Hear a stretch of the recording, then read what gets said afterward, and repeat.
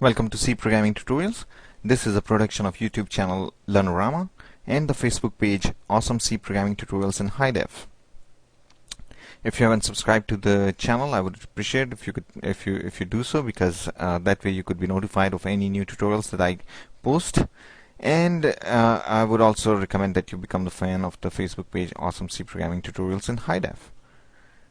Okay, in today's tutorial we are going to learn how to pass how to pass the structures to a function, and actually essentially there are two ways of doing that. So hopefully we will cover in this tutorial we will just be able to cover the passing by value passing a structure by value to a function, and then in the next tutorial we will basically cover how to pass structures by reference.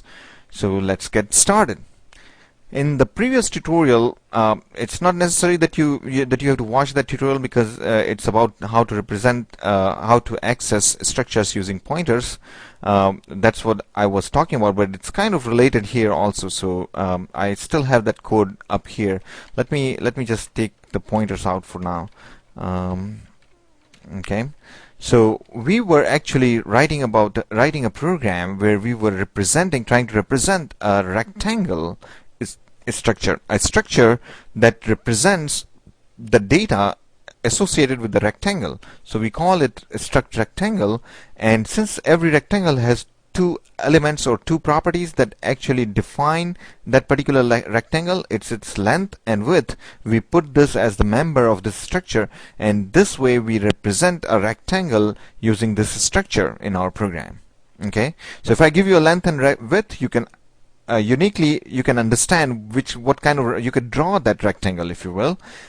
So I basically kind of uniquely identified what rectangle I'm talking about. Okay, so this is the struct rectangle. Remember, this does not actually, from here to here, this does not actually define any variables, not even length or width. It just says that how a rectangle type variable, structure rectangle type variable is going to look like.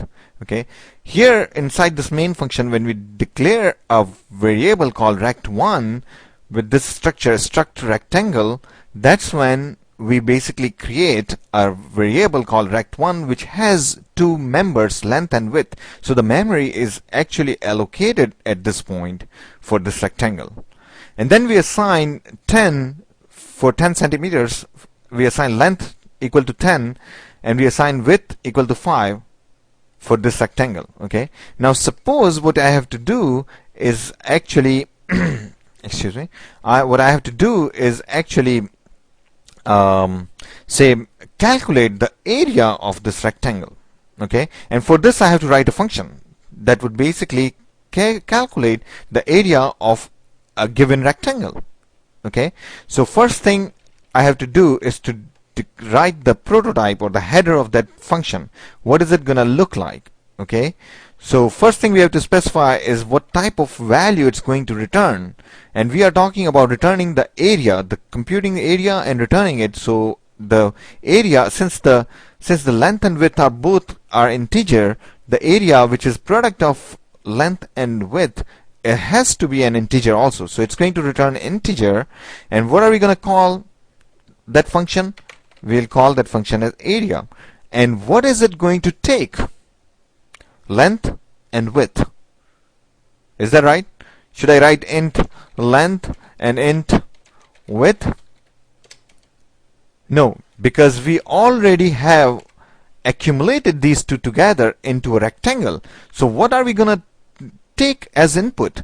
So I have to compute the area of a rectangle. What would be the input? The rectangle itself. So I have to basically pass the rectangle just like that, rectangle, and I'll call it any name, say rect.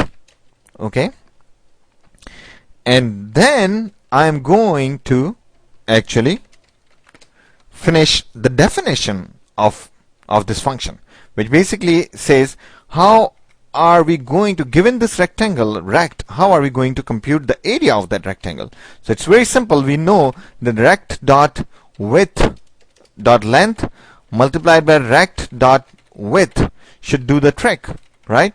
If I multiply length with width, that's it. This will give me the value of the area, right?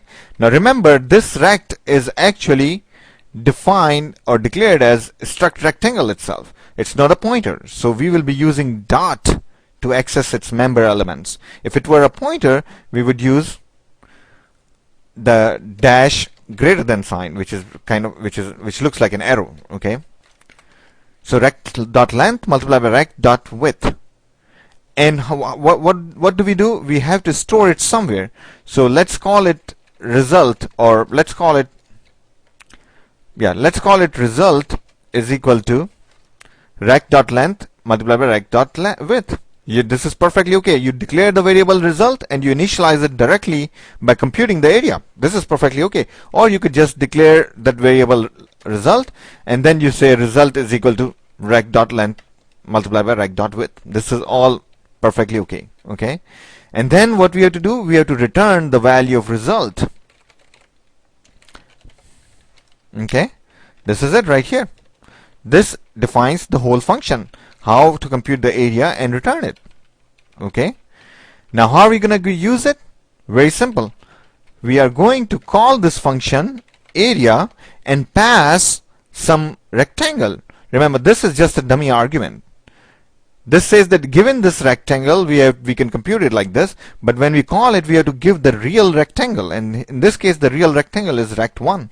So we pass rect1 and this will compute area, but then it will return the value of the area, so we have to capture it somewhere, do something with it. Okay, so we store it in rect1 area variable. Okay, and before we use it, we have to declare what it looks like. What is the type of rect1 area? What should be the type of rect1 area? It should be the same type as the return value of this area, which is integer, because area is an integer here.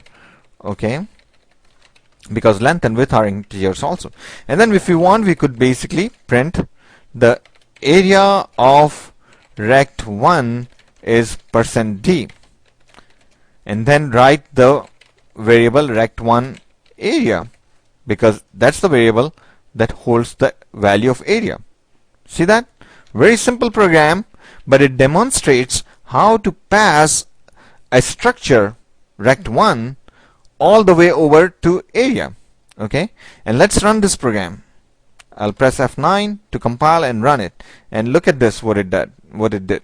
It says area of rect1 is 50, and how did it work? It always starts with the main function. It declares a rect1, which means that it allocates the memory rect1. Alright, and then what it does is, we are saying that we are also declaring a variable rect1 area, okay, an integer, and then we are initializing rect1 length equal to 10 and rect1 dot width equal to 5.